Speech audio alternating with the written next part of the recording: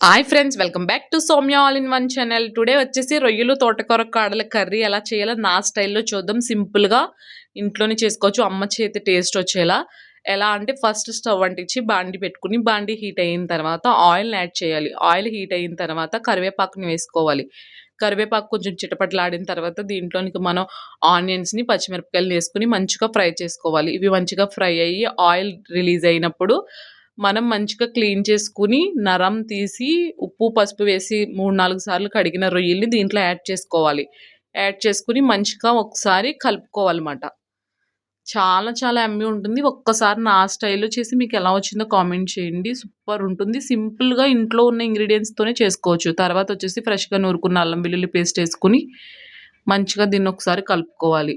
రొయ్యలు కూడా మంచిగా కలర్ చేంజ్ అయినప్పుడు తోటకూర కాడలని శుభ్రం చేసుకొని తోటకూర కాడలనేది యాడ్ చేసుకోవాలి.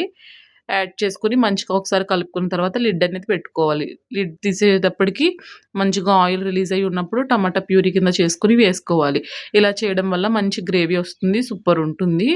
ఒకసారి మంచిగా కలుపుకున్న తర్వాత దీంట్లో మనం టేస్ట్‌కి సరిపడా ఉప్పుని యాడ్ చేసుకోవాలి. ఉప్పేసుకొని మళ్ళీ ఒకసారి తిప్పుకొని మంచిగా దీంట్లో పసుపును కూడా యాడ్ చేసుకొని మనకి కారానికి తగినట్టుగా కారం కూడా యాడ్ చేసుకొని మంచిగా ఒకసారి కలుపుకొని వాటర్ పోసుకొని లిడ్ అనేది పెట్టుకోవాలి.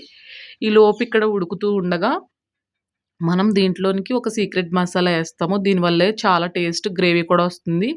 ఏంటంటే గసగసాలు, కొబ్బరి, వెల్లుల్లి వేసి పేస్ట్ చేసుకొని దీంట్లో వేసుకోవాలి. ఇలా వేయడం వల్ల మంచి ఫ్లేవర్ వస్తుంది. గ్రేవీ కూడా వస్తుంది. ఒక 5 మినిట్స్ ఆగిన తర్వాత చింతపండు రసాన్ని కూడా ఏసుకొని ఒకసారి కలుపుకున్న తర్వాత దీంట్లోనికి మనం గరం మసాలా వేసుకుంటే సూపర్‌గా ఎంతో టేస్టీ అయిన రొయ్యలు, తోటకూర కాళ్ళ కర్రీ రెడీ. కొత్తిమీర లాస్ట్ వేసుకుంటే అంతే. Thank you for watching.